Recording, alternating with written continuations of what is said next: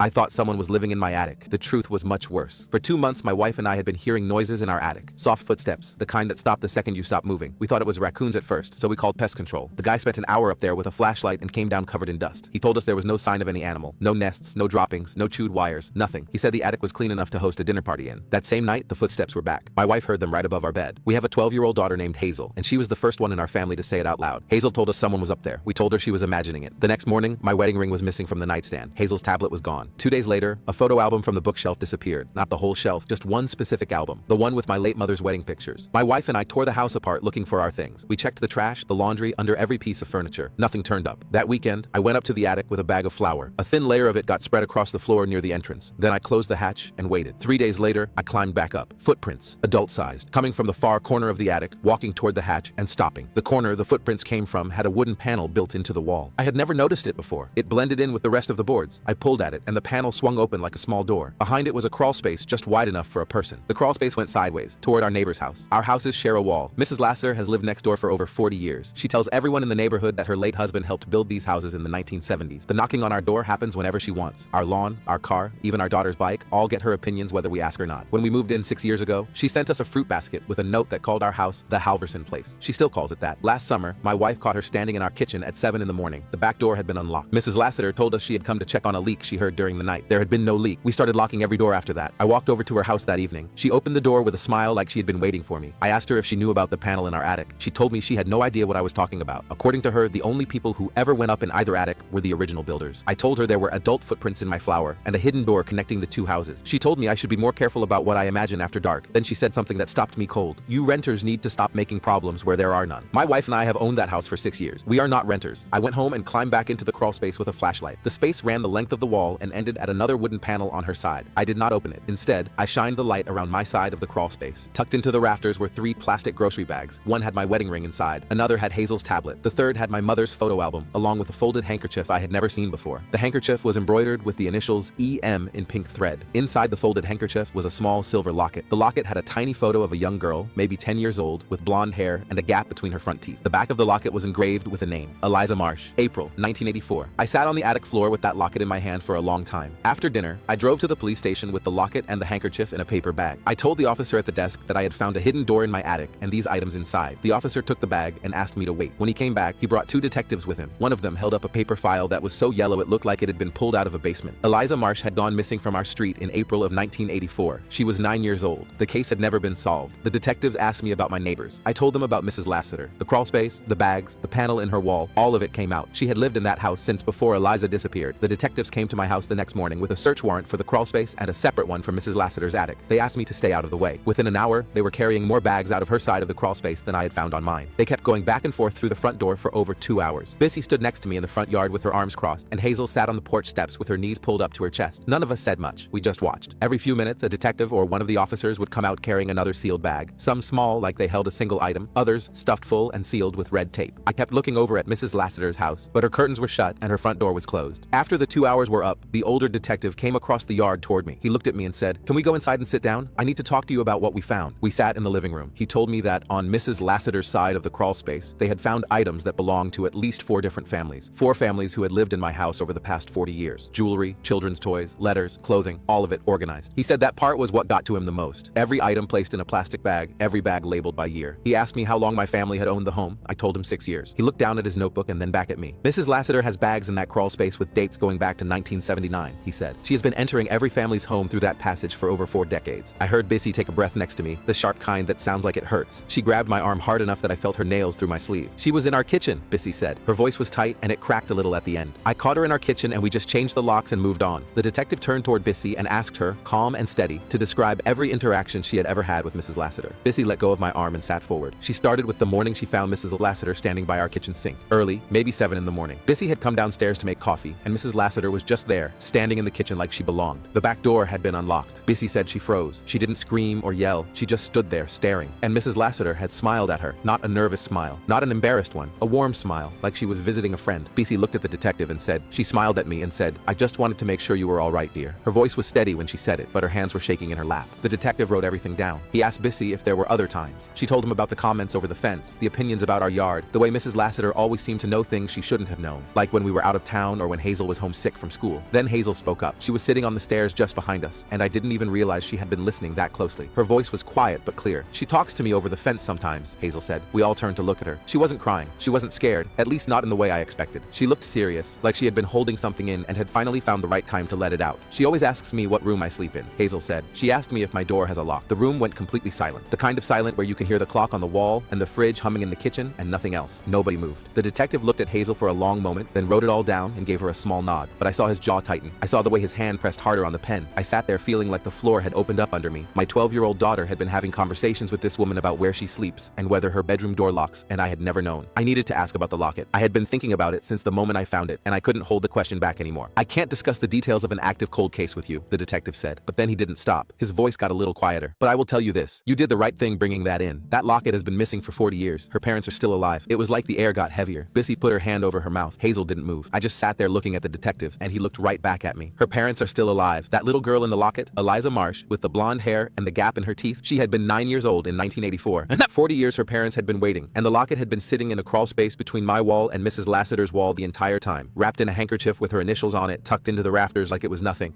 like it was just another thing to keep." I don't know how long we sat there after he said it. None of us moved. Bissy still had her hand over her mouth. Hazel had her knees pulled up to her chest on the stairs, and she was looking at the floor, and I had no idea what she was thinking. I was barely tracking my own thoughts. The detective picked up his pen again and closed his notebook. He stood up, thanked us for our time, and walked out the front door. That night, I climbed into the attic with 3 sheets of plywood, my drill, and a box of screws. I put the first layer of plywood over the panel and drove 4 screws in, 1 in each corner. Then the second layer, then the third, 16 screws total. I drove everyone in until the heads were flush with the wood and the drill bit almost stripped. 3 layers of plywood and 16 screws between my family and whatever was on the other side of that wall. It didn't feel like enough, but it was what I could do that night, so I did it. Mrs. Lassiter was brought in for questioning the next morning. That's what the detective called it when he phoned me early. Questioning, not an arrest, not charges. By afternoon, her car was back in the driveway. She got out of a plain sedan, walked up her front steps, and went inside without looking at my house once, like nothing had happened. 2 days later, a guy from across the street knocked on my door. I knew his face, but we had never really talked. Just the usual wave when we were both getting the mail at the same time. He stood on my porch looking uncomfortable, like he didn't really want to be there but felt like he had to be. He told me Mrs. Lassiter had been calling people on the block, not just 1 or 2. She was going down the list, telling everyone I had planted items in her attic to frame her, that the whole thing was a revenge scheme over a noise complaint she had filed about Hazel. He said she had a whole story ready. He said she sounded convincing. A couple people believed her. I thanked him and he left. Bissy wanted to fight back. She stood up from the kitchen table so fast the chair scraped across the floor. Her eyes were hard and her voice was sharp. "We can't just sit here and let this woman control the story. She's out there right now telling people we're liars. She's making us the bad guys." I told her we needed to let the police handle it. Bissy looked at me like I had said the dumbest thing she had ever heard. "The police let her go home," she said. "She is right next door. She knows every inch of our house better than we do. She knows where our daughter sleeps. And you want to be patient?" I didn't have a good answer for that. She was right about every single thing she said, and I knew it. But I also knew that if we went out there and started fighting Mrs. Lassiter in the court of neighborhood opinion, it would turn into a mess that would take attention away from what really mattered. The locket. Eliza Marsh. 40 years of stolen things labeled by year. That was what mattered. I called the detective. He told me the investigation was ongoing. Forensic results were pending. These things take time. I gripped the phone tighter. "How patient am I supposed to be?" I said, "with someone who has a tunnel into my daughter's house?" He told me he understood my concern and that they were taking it seriously. He told me to call if Mrs. Lassiter made any contact. That was all he had. That night was bad. I couldn't sleep. Bissy was next to me and I could tell from her breathing she wasn't sleeping either. We just lay in the dark, listening to the house. Around midnight, I heard the stairs creak. I sat up and saw Hazel's shadow coming down from the second floor. She walked into the kitchen and I followed her. She sat at the table and I sat across from her. The light above the stove was the only thing on and it made everything look yellow and small. Hazel had her hands flat on the table and was staring at them when she finally talked. "Dad, what if she comes back through a different way? What if there are more doors we don't know about?" I looked at my daughter sitting there at midnight, asking me questions I couldn't answer, and I felt something break inside my chest. Not in a big way, in a small, quiet way, like a thread snapping, because she was right to ask. I had boarded up 1 panel, 1 door. Her husband had built these houses with his own hands. If he had put 1 hidden passage in, who was to say there wasn't another? I told Hazel to go back to bed and that it would be okay. She went upstairs, and I could tell she didn't believe me when I said it. I didn't believe me either. I waited until her door closed, then I went to the living room and started knocking on the walls with my knuckles, slow and steady, about a foot apart. Knock, listen, move. I was listening for anything hollow, for any sound that was different from solid wood and drywall. I did the whole living room, then the hallway, then the downstairs bathroom, then the kitchen. I moved every piece of furniture I could move on my own and knocked behind it. I pressed my ear against the wall and held my breath. I checked behind the fridge, behind the washer and dryer. I went down to the basement and did the same thing along every wall that faced Mrs. Lassiter's house. Knock, listen, move. By the time the sun started coming up through the kitchen window, I had checked every surface I could reach. My knuckles were sore and my back hurt from crouching in corners. I hadn't found anything, but the first panel had been hidden for over 40 years, and I only found it because of flour. So I sat at the kitchen table with a cup of coffee I didn't drink and watched the light fill up the room. A friend came over the next day and helped me do it properly, measuring interior and exterior wall depths, room by room to check for any unaccounted space, using a stud finder along every shared surface. We went through the whole house, basement to attic. We found nothing, just the 1 door I had had already sealed. Then the detective called. Forensic results were back. Several items recovered from the crawl space had DNA and fingerprints that matched Mrs. Lassiter. A big step, he said. But then he kept talking. They had found another photo album on Mrs. Lassiter's side of the crawl space. Wedding photos, a woman in a lace dress, a man in a brown suit. I stopped breathing for a second. My parents' album showed my father in a gray suit and my mother in a blue dress. This was something different, something I had never seen. My hands felt cold. The detective asked me a question I wasn't ready for. Does the name America mean anything to you? I told him yes. That was my mother's name, America McNamara. The line went quiet. When he spoke again, his voice was slower, more careful. There is a wedding album on this side labeled America and Gerald, 1981, he said. Your mother lived in this house? I said no. My mother never lived in this house. I bought it from a regular listing 6 years ago. She had never mentioned this street, this neighborhood, nothing. The detective went quiet again. Longer this time. I could hear papers moving in the background. Then every word he said hit me like a brick. We pulled the property records. Your mother, America McNamara, was the original owner of your house. She purchased it in 1980 and sold it in 1985. I couldn't say anything. I just stood in my kitchen holding the phone, staring at the wall, trying to make those words make sense. My mother owned this house. She lived here. She lived right next door to Mrs. Lassiter. She lived here in 1984, the year Eliza Marsh disappeared from this block. And she never said a word. Not when she gave me the money, not when I told her we were looking at houses, not when I described the neighborhood or the nice old lady next door who sent us a fruit basket, not when I told her the woman's name was Lassiter. She never said a word. She just let me buy the house and move my wife and daughter into it and build a life on top of whatever she had left behind in those walls. I drove to the police station the next morning. The wedding album was already there, sealed inside a clear evidence bag. He set it in front of me and told me I couldn't touch it, but I could look. I leaned forward and pressed my hands flat on the table. The cover was pale blue with little flowers on the corners. Through the plastic, I could see the inside cover. My mother's handwriting. The loopy, slanted letters that always leaned too far to the right like her hand was in a hurry. The word said, America and Gerald, our first home. I turned the bag over carefully and looked at the photos through the plastic. My mother and father standing in front of my house. She was young, younger than I had ever seen her in any picture. She was smiling wide, wider than I ever saw her smile. And she was pregnant. Her belly was round under the lace dress, and my father had his hand on it, and they were both looking at the camera like the whole world was theirs. I was born in 1981. She was pregnant with me. I was born in that house. The detective told me what Mrs. Lassiter had said in her second interview. Once they told her my mother's name, she changed her whole story. She said America McNamara had been her closest friend, that they raised their children side by side, that the crawl space had been built by her husband so the two women could pass things back and forth between the houses without going outside in winter. She said my mother left suddenly in 1985 without explaining why, and she had been keeping the album safe ever since, waiting for her to come back. I asked about Eliza Marsh. Mrs. Lassiter denied everything, said she had never seen the locket, but the detective said forensic results found her fingerprints on the inside clasp. They also found fibers in the crawl space that matched clothing described in the original missing persons report from 1984. I asked one more question. My voice was barely above a whisper. Did my mother know Eliza Marsh? He pulled out a photocopy from the old case file, a list of neighbors who had been interviewed in 1984 after Eliza disappeared. I looked at the third name, America McNamara. According to the file, she told police she did not know the girl well and had no information. 5 months later, she sold the house and moved away without telling anyone on the street. I thanked him and walked out. I sat in my car in the parking lot with the engine off. I don't know how long. The windows were up and the sun was coming through the glass and everything felt very still. My mother left me money to buy a house. She left me just enough. And when I found that listing on that street for that house, it had felt like fate, like she was guiding me even after she was gone. I had told Bissy that when we signed the papers. I had said it felt like my mother had picked the house herself. Now I understood. She knew what was in those walls. She had always known. She couldn't go back herself. She couldn't face it, but she could send me. She had wanted someone to find what she could never bring herself to report. She carried that weight for almost 40 years and let it follow her all the way to her grave, except for the money and the quiet hope that her son would be braver than she was. Mrs. Lassiter was arrested 2 days later, charged with evidence tampering and breaking and entering across 4 decades of families, named a person of interest in the disappearance of Eliza Marsh. The cold case was officially reopened. Eliza's parents, now in their 70s, were contacted by detectives for the first time in over 30 years. I boarded up the crawl space for good and hired a contractor to seal the shared wall with concrete. Hazel asked if we were going to move. I told her no. I looked right at her and said, "This is our house." I put my mother's recovered wedding album on the bookshelf next to the one Bissy and I started after we got married. I don't know if my mother was a coward or if she was afraid or if she was protecting someone. I don't know if I will ever understand her choice. But I know that Hazel was the one who said it first. Someone was up there, and I am glad I listened. The locket was returned to Eliza's family. I never met them, and I did not want to.